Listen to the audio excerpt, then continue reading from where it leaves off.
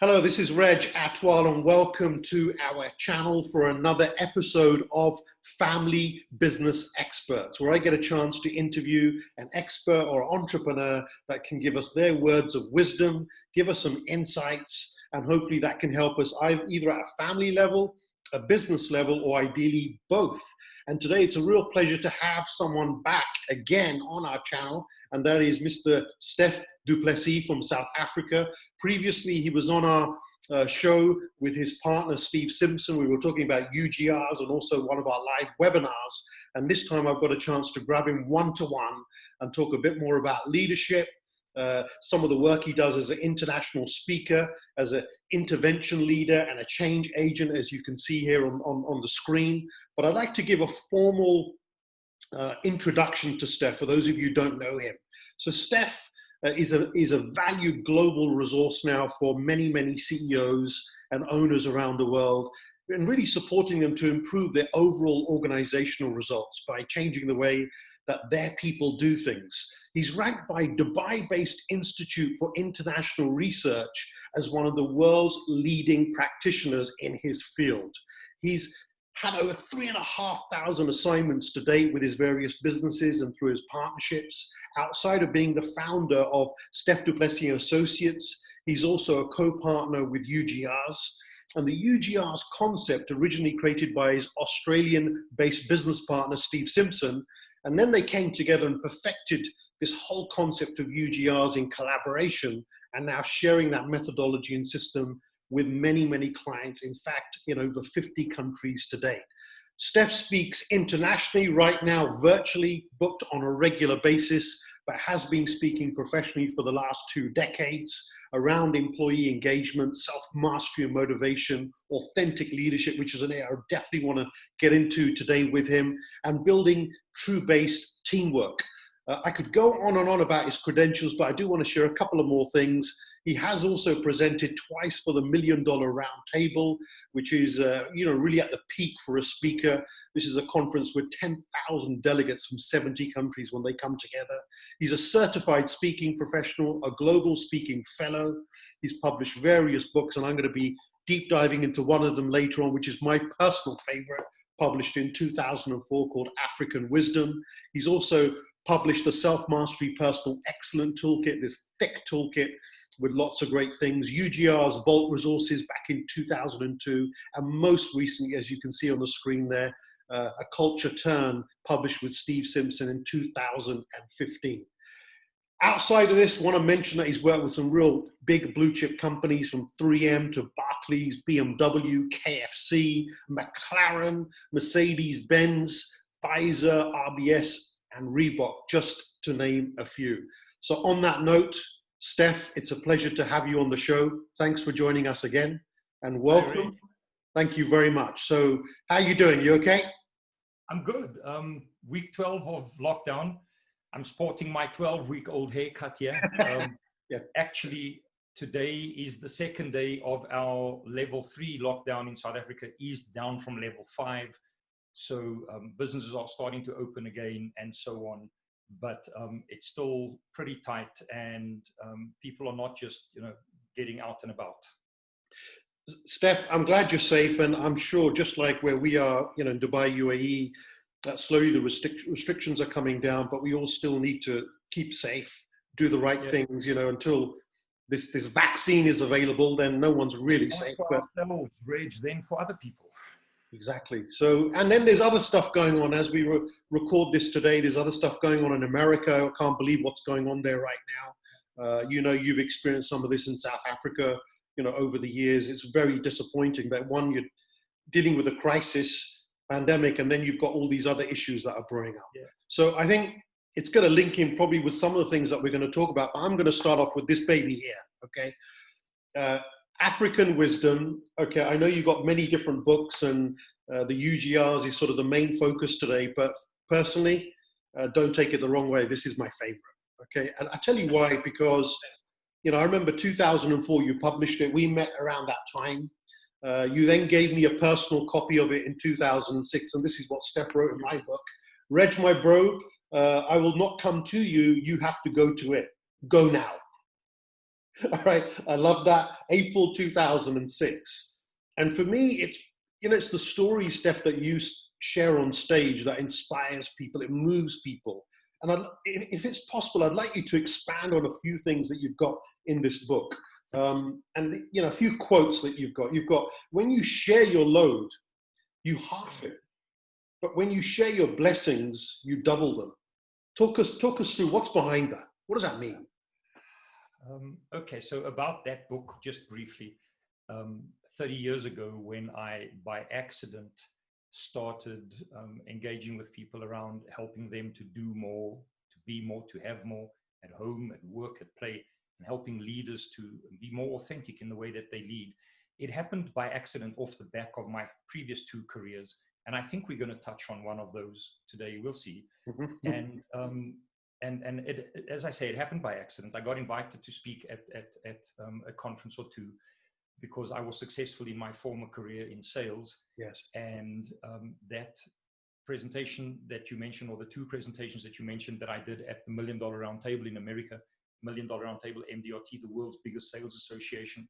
And I was doing one of my very first one or two presentations in Johannesburg, yes, just by invite. I was not a speaker. I was not a presenter. I was not a coach. Mm-hmm. I got invited as what we call an industry speaker because I was performing way above par in the sales industry in South Africa at that time, mm-hmm. and was invited to tell other folk how that had come up. Why was I selling a zero more than other folk? Right. And in the room on that second presentation that I did at a breakfast happened to be Mr. Sullinger, who was the president of the $1 Million Roundtable. And he heard me speak that morning, informally, this second ever presentation that I did. And he invited me to come and speak mm-hmm. on the main platform of the $1 Million Roundtable a year later. Wow, what a great experience. As a speaker, you know that it's a life journey for a speaker to end up on that platform. I want to get through this faster now because this is not the conversation we really want to be having. But on the program with me, the speaker before me at the MDRT, which was one of my very first real professional engagements, mm-hmm. which is a lifetime high for speakers after a lifetime of work. The speaker just before me was Deepak Chopra. Fantastic. And there I was doing one of my first few presentations live to a group of people, to these 10,000 people. And it was just, like as if I was in a parallel universe. From that presentation, actually, my speaking career started. You didn't even know that, Reg.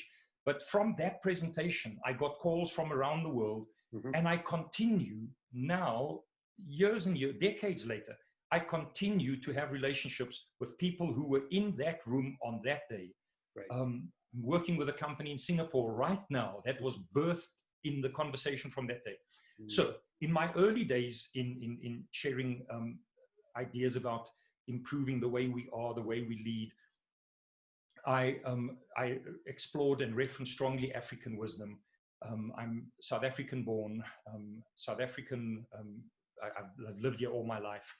I'm an African, and yes, some of us look like this. I'm an African. Yeah.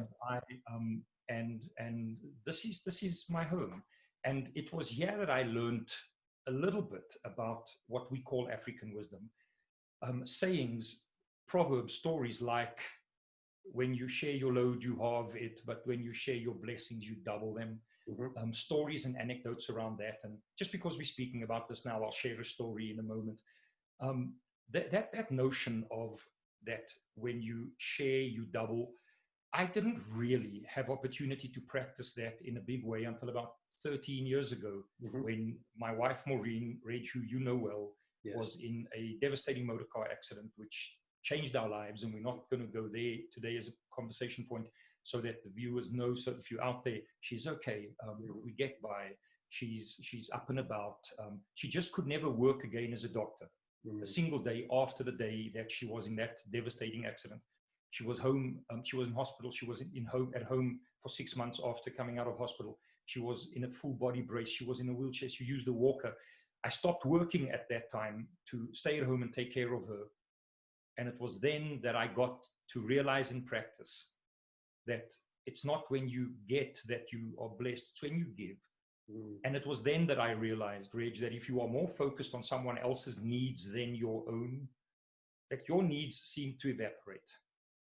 And the problem is, and we're not going to politicize this and talk about America, but what's going on there right now in early May 2020, as we speak, like, I don't get how this is happening in this day and age, how people are so blind to one another's needs, how we build walls instead of breaking down barriers, how we isolate instead of, share.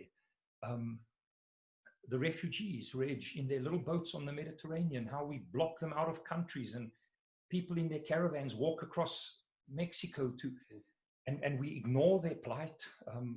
Now, you mentioned earlier that my role as South African, I have some history in this as well, because everyone knows the history of my nation. Yes. And I'm a 60-year-old man, so I grew up in that era, and I have my own stories around that. But fortunately, time has changed. Time has molded me. Time has done its work with me. Stef, one of the things, sorry to interrupt you, is one of the things I really want to be able to achieve in this interview with you today is it's your wisdom. I want to go what's behind and what's behind. I want to get to the core with you today. Whether it's at a leadership level, whether it's engagement, whether it's the stories that you share in this book. You talk about authentic leadership. I want to get to the real core.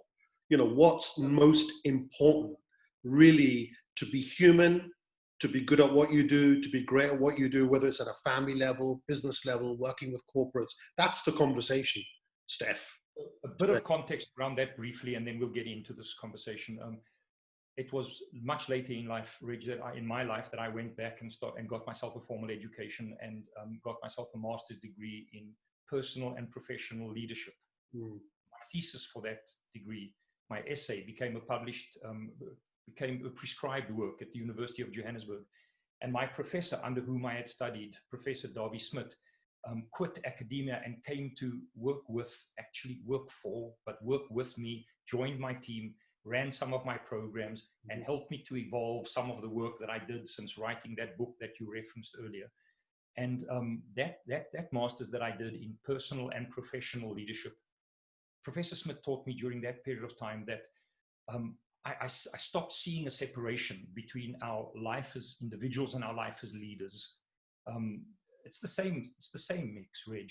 When I speak to people about personal growth and development, or when I speak to leaders, sometimes the executive teams of some of the world's premier organizations, when I speak to them about leadership, Reg, it's the same conversation. These are not two conversations, it's one conversation. So we'll have these two conversations here together. So to kick us off from that book, a quick reminder that there was once this traveler, Reg, who was lost on the African plains. And so he came upon the spoor. Now, Reg, the spoor is the tracks, the markings that we leave in the sand. And he came upon the spoor, the tracks, the markings of a mule. And on this track, he could see that the mule was carrying bags of grain, because Reg, he saw that on the one side of the spoor, there was a little trail of grain that followed the spoor. And then he saw that there was like a drag mark on this spoor. Every now and then there was a little indent on the spoor. And then he lost the spoor because this mule had gone through what we call a shana, a marshy area. But then on the horizon, this lost traveler could see a village, and he made his way there. And in the village, Reg, there he found a commotion going on down in the village square. And there he found an old man pleading for help. The man said, "My mule is lost. My mule is lost. Has anyone seen my mule?" pleaded this guy. No one had, and soon the crowd dispersed. And finally, only our traveler was left. And so he approached the old man. He said, "Old man, tell me, this mule of yours, was it carrying 2 bags of grain, one on either side? And one of the bags leaked as he walked." "Yes," says the old man, "this is my mule. Where did you see it?" "Wait," says the traveler, "I have more to ask." He says, "This mule of yours, it's old and it has a lame leg and it drags as it walks." "Yes," says the old man, "this is my mule. Where did you see it?" "I'm sorry," says the traveler. He says, "I haven't seen your mule." He says, "But I can tell you where it's been." And so it is with us, Reg. How we live our lives is a testament to who we are. Reg, you and I, we leave a spoor. Silent marks and tracks that tell the people who come after us where we had walked. And Reg, they will know us by the spoor that we leave. We think sometimes we can leave two spoors, you know, one for the golfing weekend and one for when we in front of people we're trying to impress. But we don't, Reg. We leave one spoor. We're an integrated whole, and how we behave at home and at work and at play, how we lead a business or a team, or Reg, for that matter, a country, has everything to do with who we are inside and how we behave when no one is watching. And what we need to do is be more conscious, Reg, of the spoor that we leave, so that we do what Kavi said, that we leave a legacy. On that note, Reg, can I quickly touch on another point? Yeah, please do. That was nice. That was great, by the way. Great. So the For those theory who haven't heard it, that was a great message. So the theory is, Reg, that in terms of the literature, people change for one of four reasons, Reg. People change because of a near-death experience, because of a life-changing event, because of a religious experience, or because of personal willpower. Now, for people of faith, that does not imply a power bigger than your God-given talent to make free choice. It implies the God-given talent that you have to make free choice. I disagree with that list, though. In the face of the literature, I say that there's only one reason that people change. And it's that last one on the first list, when they choose to change. We change because of personal willpower and personal commitment. Can I ask you, Stef, can I ask you, just sure, Rich. Is when, maybe you're coming to this, but what drives someone to change? Like you said. Well, there we go, Reg, there we go. I think that people choose to change, which I argue is the primary reason that people change. I argue that people choose to change because of one of four reasons, Reg. Now, I'm going to mock plagiarize the first three on this list from the old list. So I'm going to say that people choose to change because of a near-death experience, a religious experience, a life-changing event, or Reg, because of the influence of another human being. Okay. People choose to change when they watch us, when they observe us in our humanity, when they see how we behave. Reg, not when we're trying to impress the guy in the glass office on the top floor, but how we treat the beggars in the stop streets. And if we behave right, our children will choose to emulate some of our behaviors, and their children theirs. And as leaders, if we emulate behaviors that are worthy of emulating, people will choose to become more like you. And Reg, there's authentic leadership in a nutshell. Because all of this is together, it's not two different things, it's one thing. Anyway, Reg, back at you. You've thrown me now because you've got my brain going now. It's quite deep what you're saying. So, you know, real change is not, it starts from a young age. Yeah. For if you want to build a legacy, you've got to change in your own right to influence the next generation. That's what you're saying. Okay, Reg, so I'm going to, we're speaking here in the specific context of your family business environment. So let's make it specific to that. I do not run a family business. I have, over the last 30 years, worked with, Reg, I think I can safely say hundreds of organizations and with many leadership teams. And there's a lot that is transferable, family business or otherwise. But I am a family man. Yeah, absolutely. The only measure that I hold myself up against is the type of husband I am or the type of father I am. Everything else I do is in support of that. Reg, I have one obsession, and that is, as a family man, to be a decent father and a worthy husband. And if I am those things, then I think that I can influence. I have adult children. They now have children. Reg, it is when I watch my grandchildren that I know that my children are emulating some of the behaviors that will make me proud of them. When at Jake, my 5-year-old grandson's birthday circle, uninvited, unprompted, he takes his cake and gives it to the shy child in the far corner who everyone else is ignoring. Wow. I know it's all been worth it, Reg, because his mother has shown him how to be human. In family businesses, what greater legacy can there be to behave in a way that will impact on generations once you are gone? That, Reg, generations from now.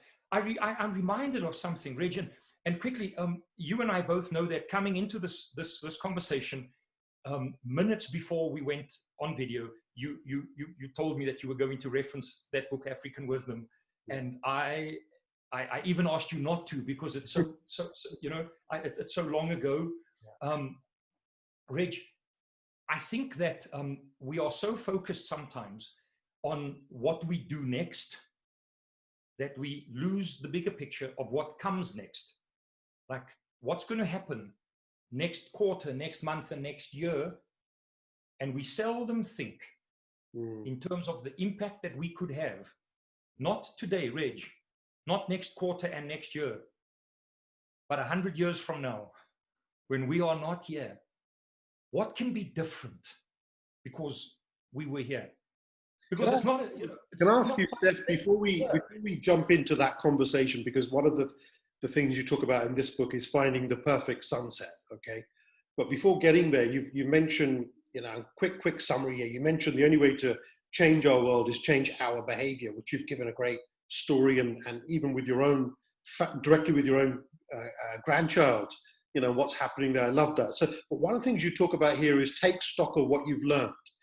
Lessons have to be lived to be understood. Could you expand on that for me? You're catching me by surprise here with I'm going to speak to that, but it's like a flashback to me, because these are phrases that I have not specifically used consciously in a long time now, Reg.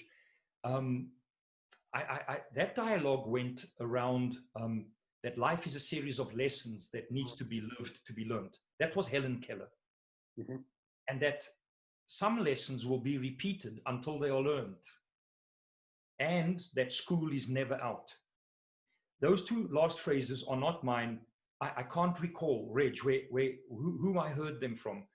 But the notion behind that is that if we pay attention to our relationships, to why we are in certain relationships, Reg, if we pay attention to the outcomes of some of our actions, of the impact of our behavior on other people, we'll get a conscious sense of what the things are that we ought to be doing more of or less of, that we ought to be, helping with the word, reinforcing, or that we ought to be letting go of. Now you have my mind reeling, Reg. Together with that, I remember a dialogue that said that when it comes to self-mastery, there are 4 domains. There are things that you can control, things that you can't control, things that you do take action on, things that you don't take action on. Right. If you can control something and you don't, you are giving up. If you can't control something and you try to, you are just running the treadmill. Where we want to live, Reg, is in those 2 zones of letting go and self-mastery. Letting go being that domain within which, if you can't control something, you let go of it. That you figure out what is your business and what is God's business. And that you stop trying to be the traffic marshal of the universe, but that you focus on the things that are your business. I don't mean in a selfish way, Reg. I know that you know that. And by now in this conversation, no viewer of this video could think that I mean that in a selfish way. But there's no point fighting the taxi driver in the next lane who wants to push in front of you. Reg is going to push in front of you whether you like it or not, and you can't change that. But when you let that go, you can live in a zone where you act on the things that you can control and that do concern you. And Reg, that's the sweet spot where self-mastery lies. I love that. That's good. I forget your question now, but I hope it doesn't matter. We're having a conversation, Stef, and maybe it's good that I'm bringing some of these up here. But how about this one? The traveler and the 3 wise men. Oh my word! I will close off for us with that story, Reg. Right. I have not told that story in years, Reg, but I will close with that story. Okay. Okay. shall we move this slowly then to the realm of maybe leader specific behavior, the things that leaders can do. Yeah. Recently, well, it's not so recent. Time just flies, doesn't it, Reg? TikTok, buddy. There's a philosophy. TikTok. It's later than you think. For some people, Stef, TikTok means something completely different in the modern world. Yeah. Yes, of course. Yes, of course. But TikTok, yeah, it's later than you think. And I don't mean that we're halfway through our interview. I mean, we must fix the things we broke. You know that phone call that you've been waiting to make, but you're waiting for them to call? Like, make the call already. That one thing you have to forgive. The one thing you have to let go of. Reg, we all have this narration in our mind of our story of our life. Mm-hmm. How we were wronged, whose fault it is, what they did. Mm. And Reg, we've told that story to ourselves so many times that actually we believe it to be true. But Reg, if we got a CSI investigation team to come and check the evidence of some of our stories, some of our evidence is pretty thin, buddy. And we don't need the CSI team. All we have to do is explore for ourselves how valid our stories are. And when we change the script of our story and embrace responsibility, Reg, I now remember something. I remember that I met you courtesy of my friend W. Mitchell. I remember a night that you and he and I spent together in Singapore. Absolutely. Yeah. Never forget that evening. And Reg, I know you know, Mitchell has gone on to become one of my very closest friends. Mitchell is one of the people that has had the most profound impact on my life. And while we don't have the time now to share Mitchell's story here, it was from him that I learned that my life is where it is because of choices I made or because of choices I failed to make. And that if I don't like where I am, I need to learn to make better choices. Reg, I lived a life of blame into my late 20s. I was a school dropout that came from a complicated environment. And it was into my late 20s that everything that was bad in my life was the fault of everyone else. And then one thing happened, and then another thing happened. And Reg, I don't know if you know this. True story. Do you know that I bought W. Mitchell's tapes in 1980? No idea. Didn't know that. I bought 2 VHS box tapes.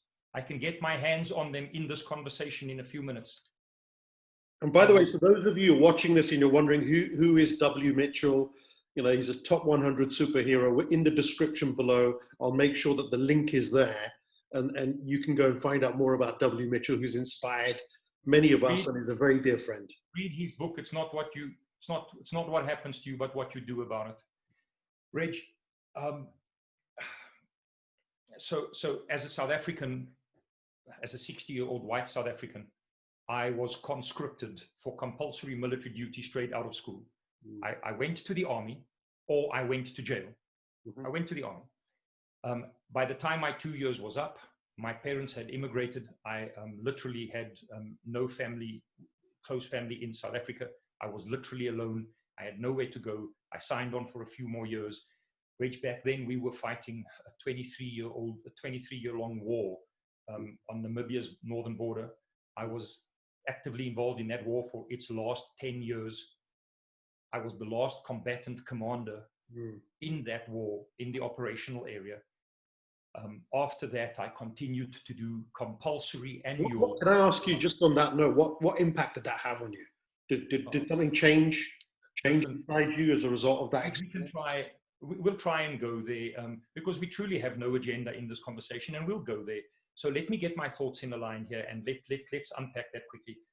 So Reg, how the system worked is you went to the army for 2 years. After those 2 years, you went. You had a 12-year period during which you had to go back once a year, compulsory. Reg, if you didn't go, they would come and lock you up and put you in jail. You went 1 month, 1 year for 1 month, 1 year for 3 months, 1 year for 1 month, 1 year for 3 months. You did that for 12 years. I did my 2 years. I stayed on a number of additional years. I quit when I met my wife, which was the turning point in my life. I continued to do those 12 years. So then I had two careers simultaneously. I was a civilian. I had gone into sales by then, and I continued that career. And I was a family man. I was a father by then. I was married, and I did those annual military tours. And during that time, the war was still going on. I was still going back to the military area. I still went back into that war zone on an annual basis while I was a husband and a father. When those 12 years were up, democracy was near for South Africa. By that time, my entire philosophy about life in the world had shifted completely. I wanted to be a part of the change. And so I volunteered to stay on as a volunteer part-time soldier into the new dispensation. So in all, Reg, I was a soldier in and out for 20 years. I made the rank of lieutenant colonel. I was a battalion commander of an elite unit of a parachute battalion. And as I said, I was actively involved as a commander in that war for the last 10 years of it. Let's start getting this to conclusion. You asked me how that impacted on my life. Reg, I come from the other side of the railway line. I come from a place where I was taught to hate from a young age. Nobody taught me how to hate, but they taught me. You hear the words, you see the behaviors. You hate people who are different. Hate is a strong word, but you hate people who are different to you. You hate people who speak with an accent. You hate people who don't believe the same as you. You hate people who are different color to you. You hate people who are in a different denomination. Reg, you hate everything that is not stereotypical of your life, and you fight against it. It took a long time to get through all of that. So I was still in the military full time when I met my wife on a bus, as you know, Reg. And she came from the complete opposite side of what we call the railway line. She had studied at the University of Witwatersrand, which in South Africa is the most liberal university. That's where all the conscientious objectors during the end conscription campaign, that's where all of them were seated. So she came from the complete opposite of me. And someone like me was never meant to be with someone like her. And it's weird, Reg, they say when a bird and a fish fall in love, because where they build a nest is complicated. Yeah. and suddenly we were together, and suddenly I started seeing the world through different eyes. And there was one instance, we can spare the detail for now, when I said something in judgment about someone, and she didn't judge me.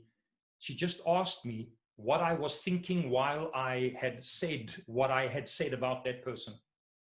I was 26 years old, Reg, and it was the first time in my life that I realized that my thoughts mean something. I never understood that. We're heading up towards talking about Mitchell's videos.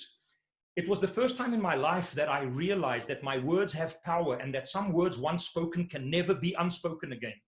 And it was the first time that I started thinking about the words that I choose, the beliefs that I choose, the constructs that I buy into.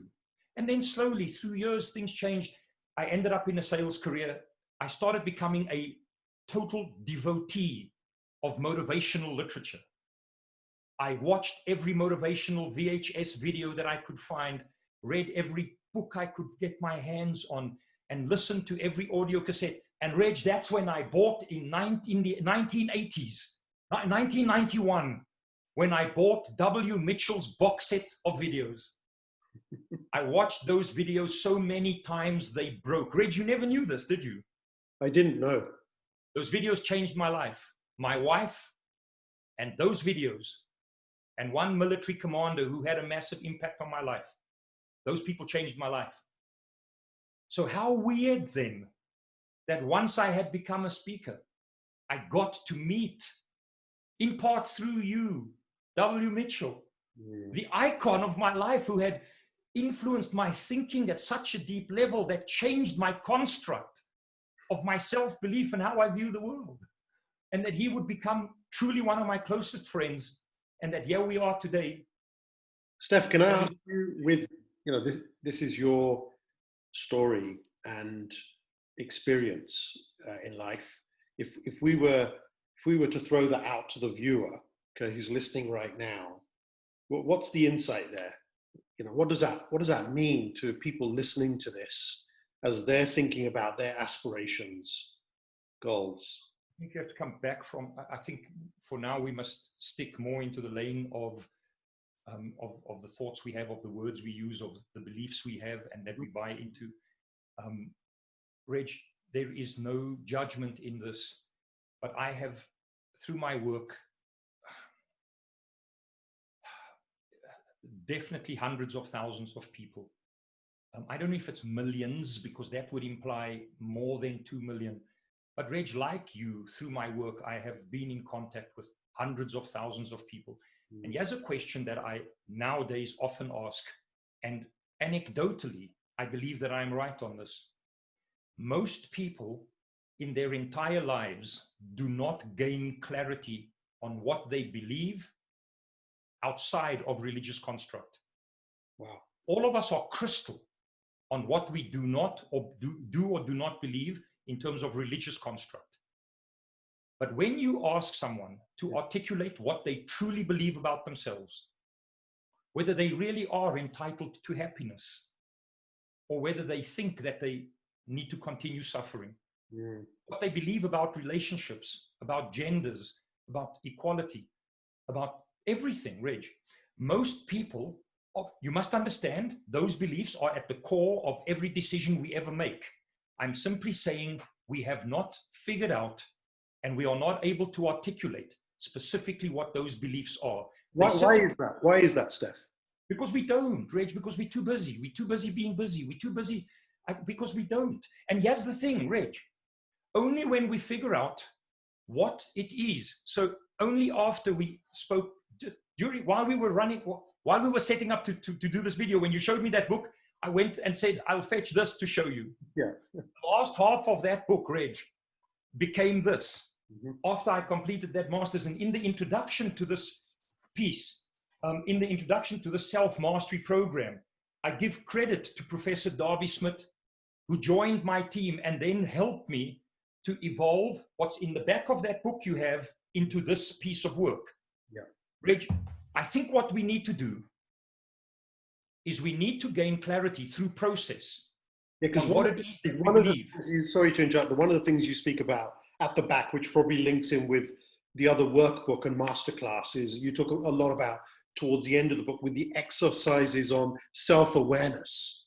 Well, that's what we're talking about. Yeah. Reg, so that we can figure out what is the impact of our current beliefs on our life, not religion, the other beliefs, so that we can determine which of our beliefs are holding us back.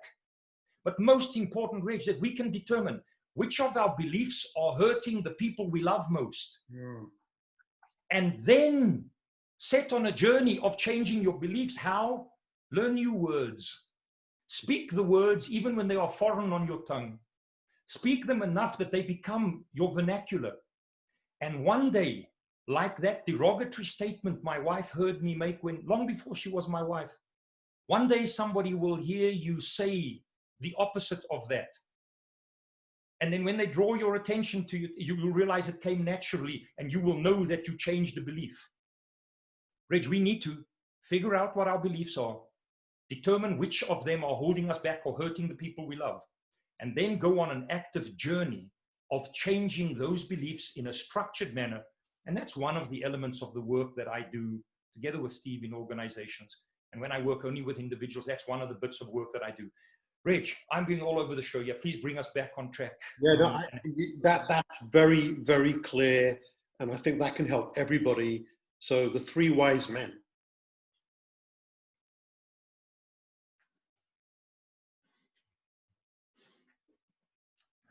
I'd like to take a quick detour, because I would fail your viewers if I didn't just tighten this up a little bit, and then we're going to do the 3 wise men.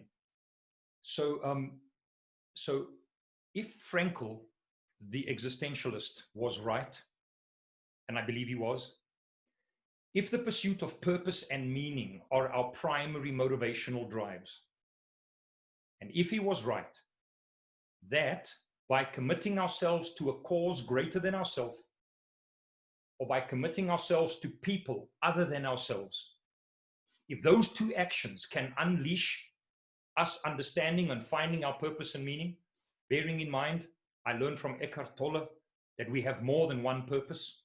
Some of them we've already accomplished. And while we're talking about purpose, The message here is not to go in pursuit of your purpose, because we will never find our purpose. It will find us, Reg. But only when we are ready, when we have figured out what life is trying to teach us, then one day our higher purpose will reveal itself to us. And in it, we can commit ourselves to a cause greater than ourselves, or to people other than ourselves. What cause greater than ourselves? Well, it dawned on me on the day that I was at Nelson Mandela's memorial service with one of my daughters. The other one was studying abroad. At his memorial service at Soccer City in Johannesburg, I heard Barack Obama speak. Barack Obama said that Nelson Mandela made him want to be a greater man. And until then, until that moment, I was confused about the pursuit of purpose and meaning. Because I thought that I have to be the one to create the rainbow nation for my life to have meaning. And when I heard Barack Obama speak, I realized that I don't have to, like Nelson Mandela, be the creator of the rainbow in my nation. I just have to paint my little piece of it every day. And I realized that day that how we behave influences others. Reg, for as long as you've known me, I've worn this bracelet. It has on it Nelson Mandela's prison number. The reason I wear it is to remind myself to paint the rainbow in small ways, by making eye contact with the beggars, by cutting people some slack, by paying it forward, by being generous, by showing empathy, by caring. And if we do those things, we don't have to be the one to cure cancer or to create the vaccine for COVID-19. We just have to do we just have to wear our masks during this time. That's what you and I have to do. And when we do that, we are contributing to a greater good. What people must we commit ourselves to? Well, the people who we work with. And in a family business, that's the easiest thing, because through work, we impact on the lives of others on a daily basis. And if we can create an environment within which people can bring the best version of themselves to work, we are impacting on the lives of others. And we are influencing people we will never even meet through their families and their loved ones. I mean, the people who work for us. I think that truly at its essence, it is this pursuit that leadership is about. And it is when leaders start to clarify for themselves the constructs around this, when leaders realize that our people know what we value through the questions that we ask, so that we can frame better questions, and that we demonstrate behaviors during this time of COVID, that our people know that we have empathy for them, that we care about them, that we demand excellence at this time, but that we are deeply compassionate about their well-being and about the fear that they have. Then we will build trust at a level that will enable them to follow us to anywhere. Can I ask? The three wise men, Reg. No, wait, pause on the three wise men, because I think there's a couple of things popping up in my head, Stef. One is, when you talk about generosity, caring, those small things, I want to link it briefly for the viewers, because when we were with W. Mitchell in Singapore many moons ago, we were up till very, very late, because the three of us were it was just, we were in a zone where we're just connecting, we were talking openly. And I'm sure the viewers, you've had this moment in your life where you've met someone and the time just flies. And that evening, time flew so quickly that it was almost 4 or 5 o'clock in the morning. And I was in my early 30s at the time, and Stef was like my older brother looking out for me. And I knew I was on first thing in the morning at this conference. And as I woke up, got ready and everything, went down in the lift. As soon as the lift opened, Stef was standing right there. And Stef said, "Come here." I went, "Yeah." He goes, "Are you okay? Are you okay? Because you are on in a few minutes. They are looking for you, and such is about to introduce you on stage. Go!" But he got up early and was there waiting just to make sure I was okay. And if not, probably would have gone upstairs and dragged me out of bed. And I want to thank you for that, Stef, because that's a memory that I've got, where you are expressing exactly what you said about going that extra bit to care, and you're being yourself. And that's one thing I wanted to share. The other thing where I'm slightly confused, and I'd love to get your insights, is I'm with you on purpose, okay? I really am with you on purpose and have lived that in my own life for many years and helped my clients. However, the meaning part, is there a distinction between purpose and meaning? Because so many people today are talking about meaning, but yet what is meaning? Is meaning just a feeling? It's a word, but does it mean it's just a feeling of something? What's your thoughts on the distinction between purpose and meaning? Reggie, I'm not going to try and act smart and come up with a deeply philosophical or theoretical answer to this. I think maybe it was, I always remember this phrase of Covey, and I hope I can remember all of them now because it's not something I recite typically. What did Covey say? That we want to live, to learn, to love, and to leave a legacy. Maybe that's meaning. Maybe meaning is committing yourself to the things that you value as important. Maybe meaning is making a contribution in a profound way when someone else couldn't or wouldn't. Reg, maybe meaning is standing in front of someone who can't speak for themselves.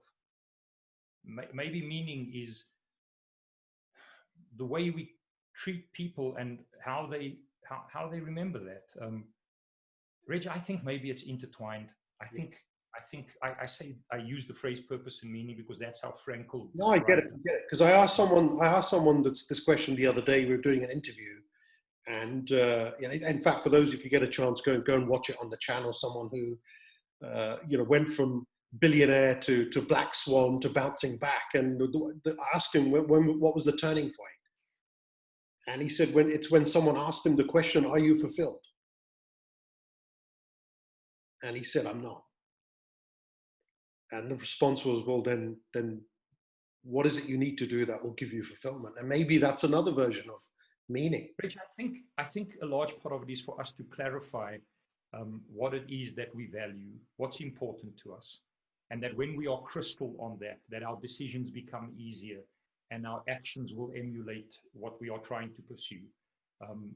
That there's no more gray area. Reg, there are so many value decisions that we have to make over and over in our lives.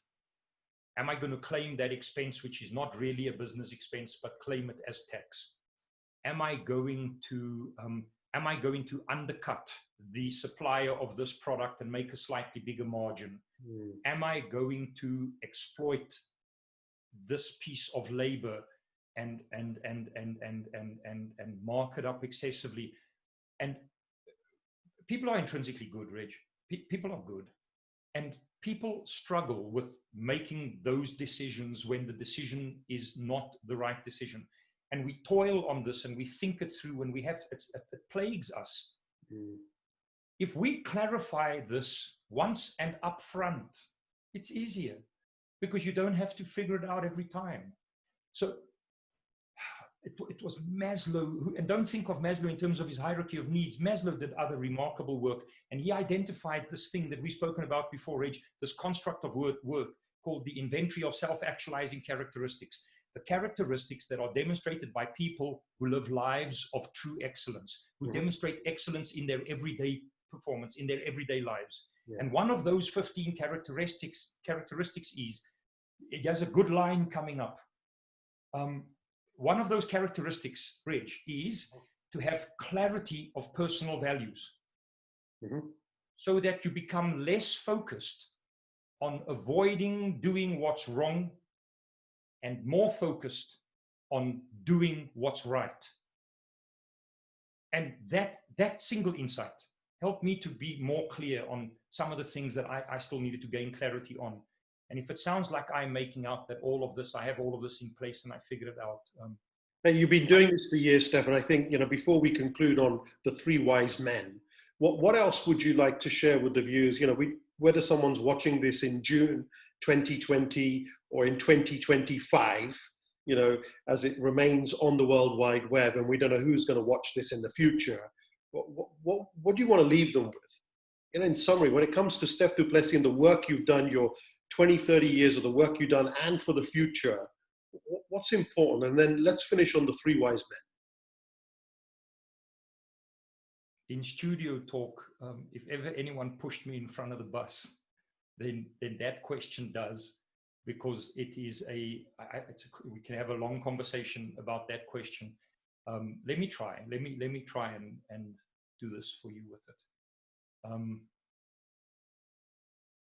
I think the knowledge that it's going to be okay. I think the consciousness that what I do matters. I think the awareness that that we don't have to solve it all. We just have to step up, step forward. What I've recently started calling stepping into the void.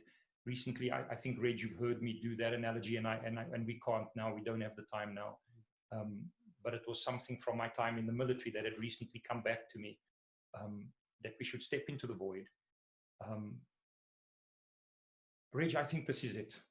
The one thing. Okay. We are not alone. Let me check. Let me reframe it. Stef, let me. No. Reg, the one thing. Yeah. Thank you for helping me today. I have clarified something that I hadn't clarified before.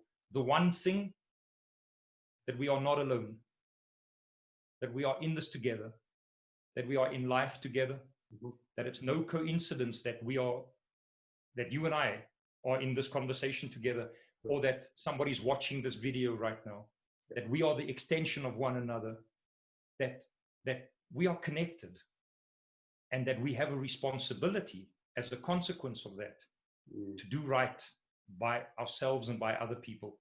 That's the one thing for me, Reg, that we are not alone. So that one thing is crystal clear.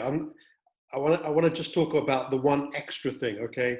Stef, you're 80 years of age. Your grandson is 25 years of age. Okay.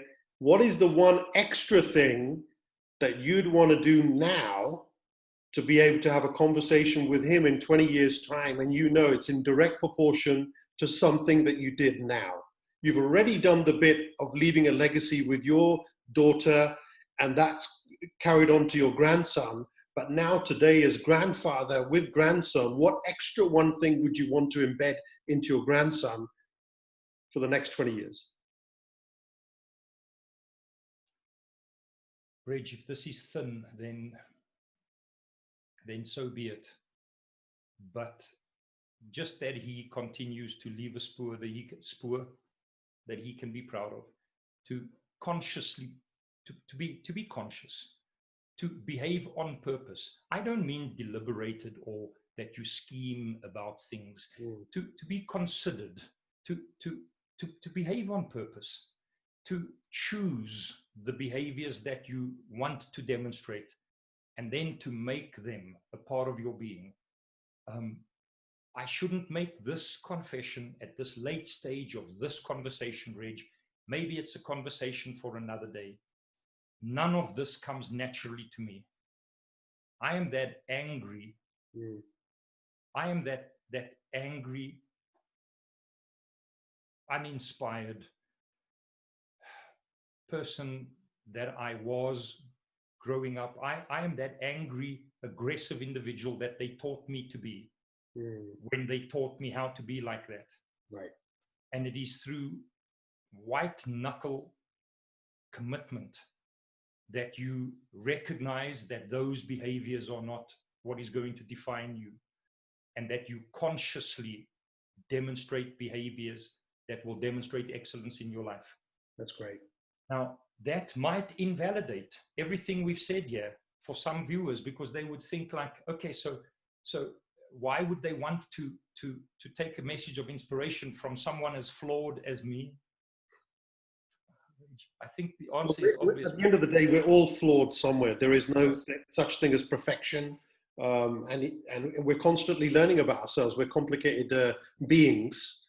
But the message you've said there is perfect, which is, one could go through a life of being conditioned to become someone that they're not truly not, and then spend another part of their life getting rid of it. That's the message. It's clear. So we're going to conclude. Three wise men. I would say to three him, wise men.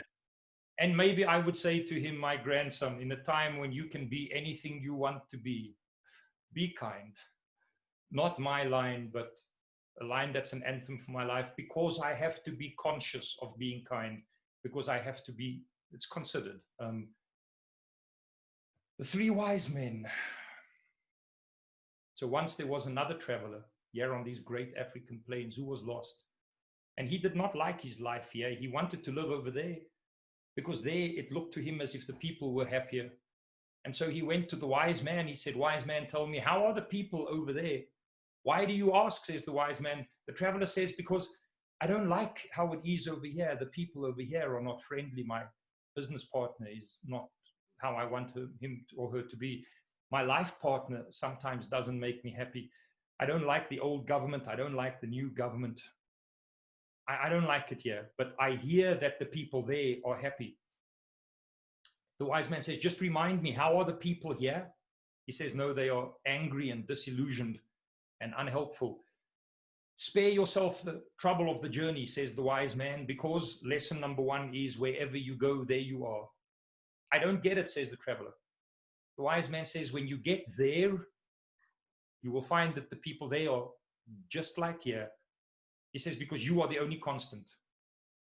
I get it, says the traveler. Now what do I do? The wise man says, you travel 3 days and 3 nights yonder. There in the valley, you will find the second wise man who will give you the next piece of advice.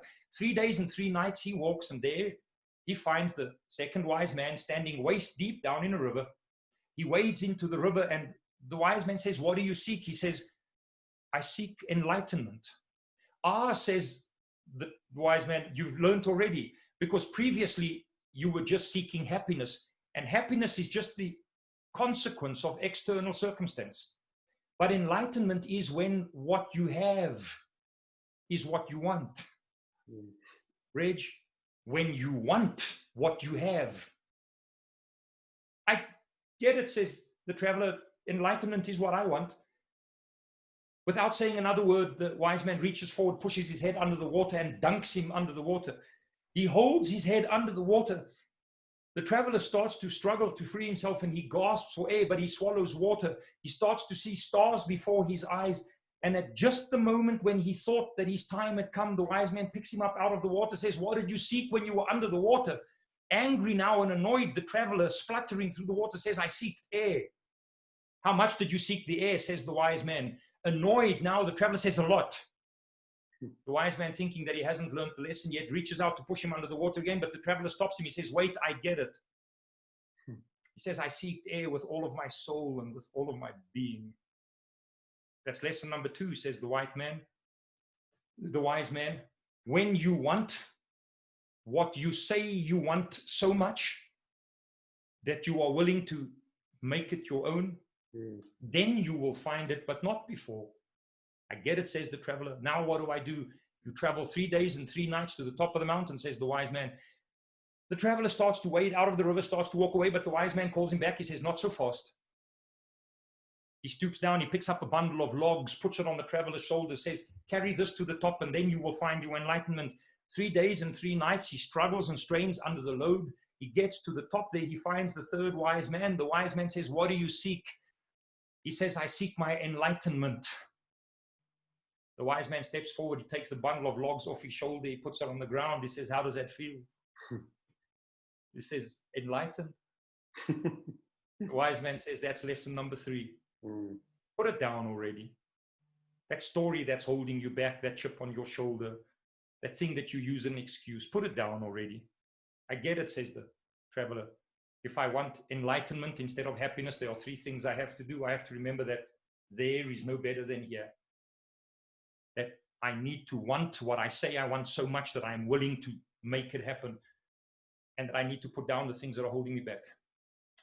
Reg, my buddy, thank you for having me. It was great spending some time with you. To your viewers, that thanks was for beautiful. Thanks for sharing. Now, hopefully the viewers can appreciate why I love this book, because of stories like that, that never, they're in your head. You never forget them. And I want to thank you for that. And please, for those of you who were left inspired, left with a few ideas, go down to the description area. You'll find all the details on how to find out more about what Stef's doing, his company details, his personal website, follow him on social media, and hopefully you could have him at your next corporate conference, virtually or in-house for real, as this lockdown and crisis comes to an end. And also learn more about it from one of the other videos that we've got with him and Steve Simpson, his partner, about UGRs and cultural transformation. So on that note, thank you, Stef. We'll do this again and we'll go even deeper next time, eh? We will indeed. Everyone be well. Bye. Bye.